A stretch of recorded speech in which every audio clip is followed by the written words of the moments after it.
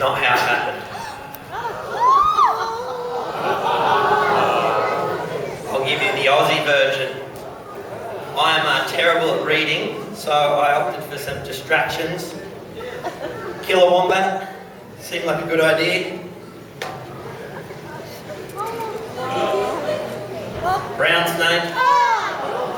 Escaping wombat. Mind those wombat bites. This seems better. I've got a job to do.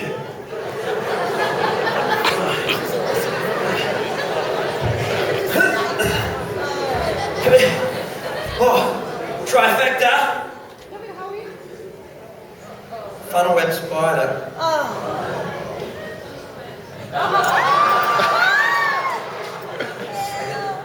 Not again.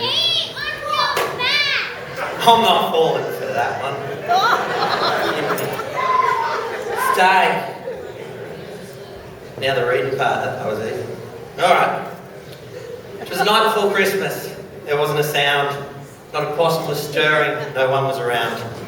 We'd left on the table some tucker and beer, hoping that Santa Claus soon would be here. We children were snuggled up safe in our beds, while dreams of Pavlova danced around in their heads. Mum in her nightie, Dad in his shorts, had just settled down to watch TV sports. When outside the house, a mad ruckus arose. Loud screeching and banging woke us from our doze. We ran to the screen door, peeped it cautiously out. Snuck out on the deck and then let out a shout. Guess what had woken us up from our snooze? But a rusty old ute pulled by 8 mighty roos. The cheerful man driving was giggling with glee, and we both knew at once who this plump bloke must be. Now I'm telling you the truth, it's all dinky die. Those 8 kangaroos barely soared through the sky. Santa leaned out the window and pulled on the reins and encouraged the roos by calling their names. Now Kylie, now Christy, now Shazza, now Shane. On Kipper, on Skipper, on Bazza, on Wayne. Park up on the water tank, grab a quick drink. I'll scoot down the gum tree, be back in a wink.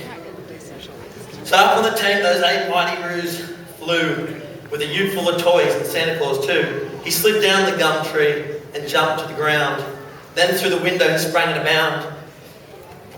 You're going good, my arm's not, you are. He had bright sunburned cheeks, practicing to be a dad one day. And a milky white beard, a jolly old joker was how he appeared.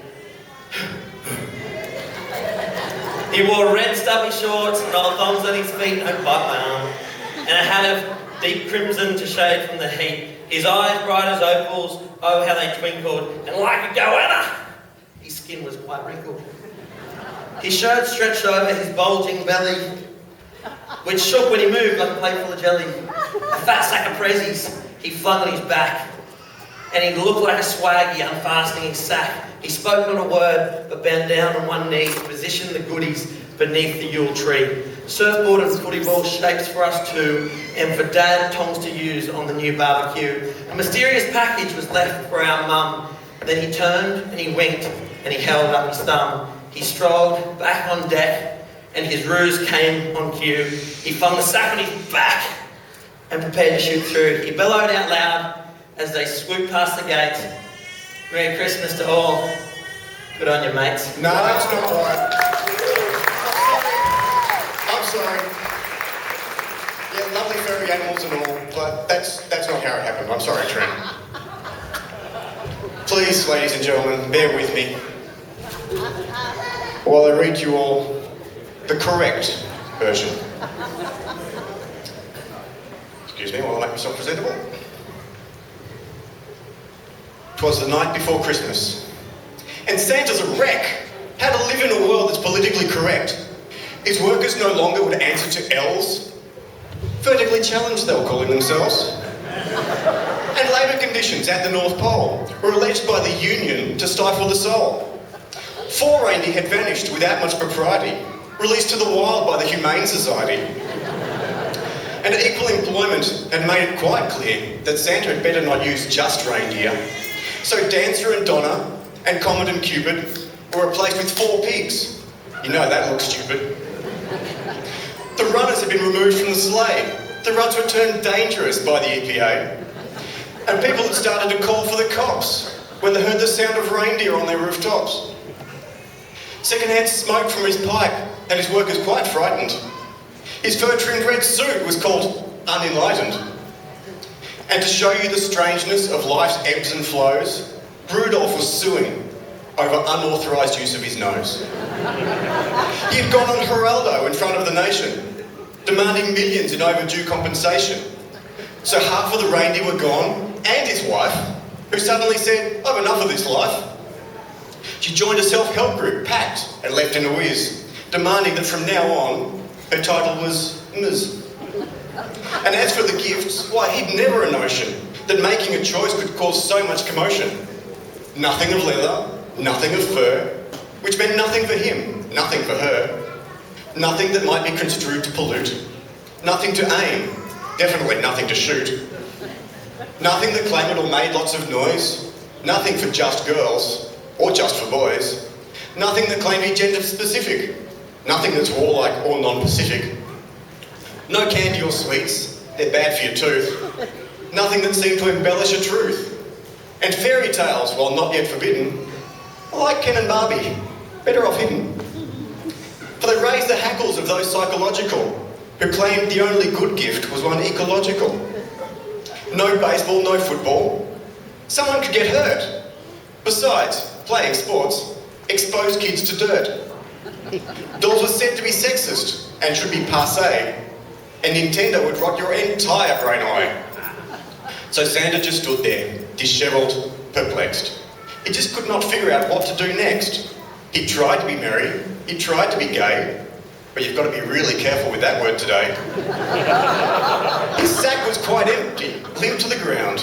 Nothing fully acceptable was to be found. Something special was needed. A gift that he might give to all without angering the left or the right. A gift that would satisfy, with no indecision, each group of people, every religion, every ethnicity.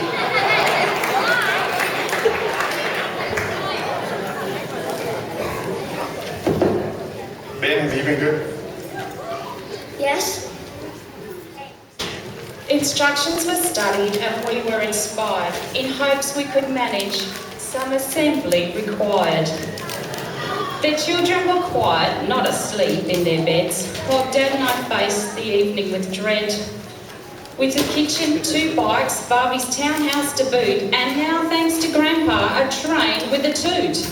We opened the boxes, my heart skipped a beat. Let no parts be missing or parts incomplete. Too late for last-minute returns or replacement. If we can't get it right, it'll go straight to the basement. When what to my worrying eyes should appear but 50 sheets of directions, concise but not clear. With each part numbered and every slot named, if we failed, only we could be blamed. More rapid than eagles, the parts then fell out. All over the carpet they were scattered about. Now bolt it, now twist it, attach it right there. Slide on the seats and staple the stair. Hammer the shelves and nail to the stand. Honey, said hubby, you just glued my hand. And then in a twinkling I knew for a fact that all those toy dealers had indeed made a pact to keep parents busy all Christmas Eve night, with assembly required till morning's first light. We spoke not a word, but kept bent at our work, till our eyes they went blurry and our fingers all hurt.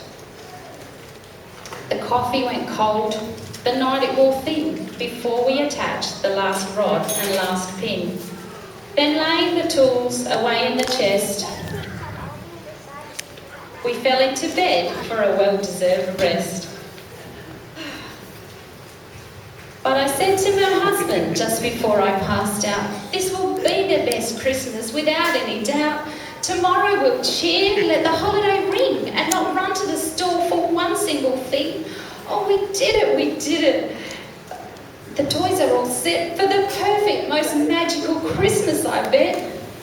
Then off to dreamland and sweet repose I gratefully went, though, I suppose, There's something to say for those self-deluded. I'd forgotten that batteries are never included.